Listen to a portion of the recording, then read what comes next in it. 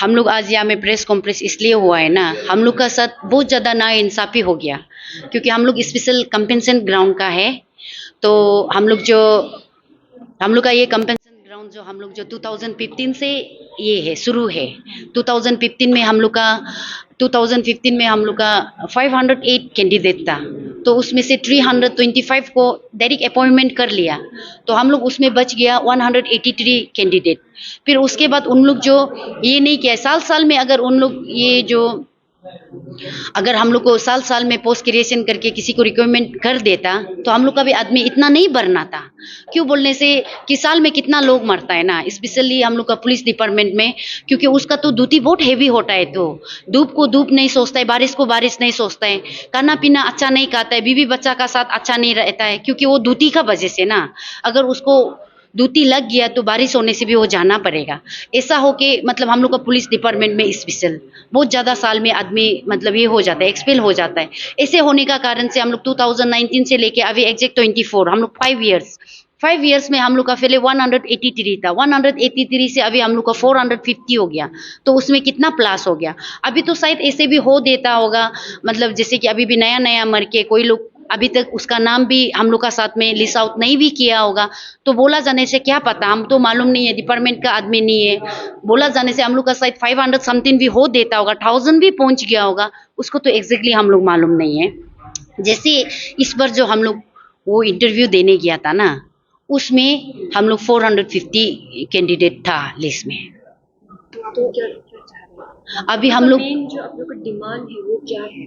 Main जो हम लोग का डिमांड जो यही है कि हम लोग को फिजिकल टेस्ट वगैरह इंटरव्यू नहीं देना है, मत रखो, और उसका बाद हम लोग को रिटेन मत रखो।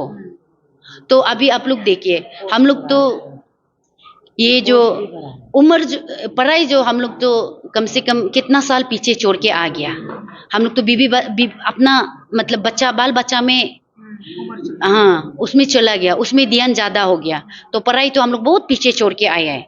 तो अभी हम लोग को रिटेन लिखने देगा बोलने से हम लोग कैसे लिख पाएगा, नहीं लिख पाएगा, एक क्वेश्चन भी सोल्व आउट करने नहीं सकेगा।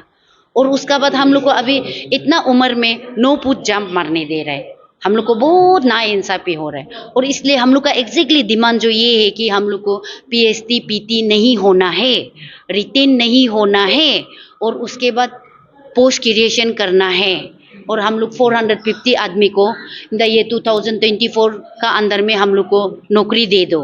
क्योंकि अभी इस लोग को आप लोग देख रहा होगा, ये अम्मा लोग को जब इन लोग का पति मरा था, ये लोग जो 35 ईयर्स था, अभी इसको 15 ईयर्स रुका दिया। 35 प्लस 15 कितना हो गया, 55।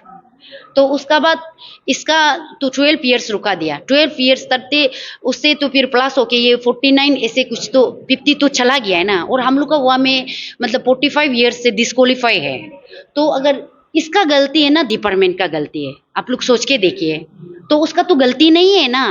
तो जिस दिन उसका पति मर के अगर डिपार्टमेंट लोग स्ट्रांग होके अच्छा ये हो कि हम लोग को दया करके जिस दिन मरता है कंपेंसेशन ग्राउंड में जल्दी बाजी नौकरी दे देने से कम ये तो 15 ईयर्स तो उस नौकरी में करके अपना बाल बच्चा को पाल के कितना उसका बच्चा भी तो अच्छा पढ़ा लिखा होके निकल गया होगा। ऐसा नहीं होता है क्या। और उसका बाद बोलता है ना, हम लोग का यंग जनरेशन जो फ्यूचर है बोलता है, तो अभी हम लोग का कितना फ्यूचर को वो लोग मार डाल रहा है। पिताजी गुजर गया, अभी माँ को कुछ जगह नहीं दे रहा है, तो कितना बच्चा लोग हम लोग का, हर एक औरत का तो कम से कम 4-5 बच्चा होता है ना। तो जब हम कुछ नहीं कमाएगा, मेरा 4-5 बच्चा हम कहाँ से लेके खिलाएगा।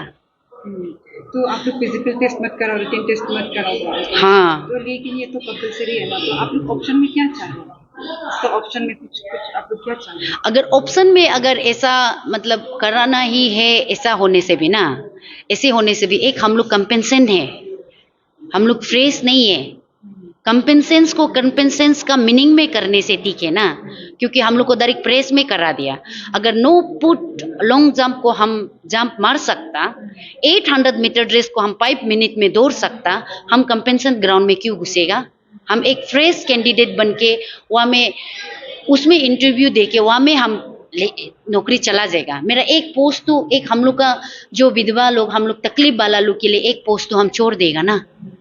कि आप ये लास्ट सवाल है आपसे, आपने बोला कि ये बहुत साल हो गया आप लोग ये इशू को लेके ना, तो आप लोग ने रिसेंटली ये इशू पे किसको बात की? हम लोग तो रिसेंट बात तो किसी को तो ये नहीं है, होम मिनिस्टर हम लोग का मामा नातुंग सर जी को ना, उसको भी बात किया, मेमोरेंडम भी सबमिट किया। हम लोग को बहुत ज़्यादा ना इंसाफी हो रहा है। तो उनका रिस्पॉन्स कैसे था? रेस्पॉन्स तो मामा नातुंग का अच्छा लग रहा था। उसका मतलब कुछ अगर वो जो ये नहीं करने से भी उसका रेस्पॉन्स जो ना अच्छा लग रहा था, क्योंकि हम लोग उम्र का साथ एक हम लोग का भी एक तजुर्बा है ना, कौन किसका मन में कैसे है हम लोग के लिए फील करता है ना, क्योंकि हम लोग किसी को देख के भी तो हम लोग का पास एक ये हो जाता है, समझ जाता है। तो इसलिए उस दिन जब हम लोग मामा नातुंग को मिला ना, तो मामा नातुंग का ये से तो हमको अच्छा लगा, मामा नातुंग सर जी को बहुत अच्छा लगा, उसका हम लोग को बहुत अच्छा रेस्पॉन्स था। और बोला है वो लोग, मामा नातुंग सर भी हम लोग को बोला है कि फिक्र मत करो, वो इस बात को वो जरूर उन लोग का ये में गवर्नमेंट में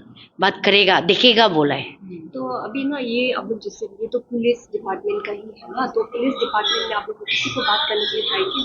हाँ, डीजीपी सर को तो बात किया, और डीजीपी सर से भी मिलने गया था हम तो, लेकिन ये जो डीजीपी सर जो बोला है ना, डीजीपी सर से मैंने अपॉइंटमेंट लेके उससे बात किया। डीजीपी सर बोला है कि उसका हाथ में कुछ भी नहीं है, वो एक गवर्नमेंट का सर्वेंट है, जो भी है गवर्नमेंट है बोला है। तो कैसे सर्वाइव कर रहे हैं? जैसे आप लोग जैसे फैमिली को अकेला भाग रहे हो, तो कैसे सर्वाइव कर रहे हैं? उसको तो कैसे बता सकेगा, उसको तो बोलने से तो इमोशनल होके अभी रो देगा, तो उससे बेहतर तो मैं रोना भी नहीं चाहता हूँ। और वो दुख तकलीफ, वो तकलीफ तो ना अपना पर्सनली होता है, उसको ना ही बोलो तो ठीक है। ज़्यादा उसका बारे में डीपली चला जाएगा, हम ऑटोमेटिकली अभी इमोशनल होके रो देगा, तो हम रोना नहीं चाहता है। और हम अच्छा से आप लोग का जरिए से हम लोग का आवाज़ जो ना सीएम तक पहुंच सके और हम लोग का गवर्नमेंट तक पहुंच सके, हो सके तो नरेंद्र मोदी भी पता चले।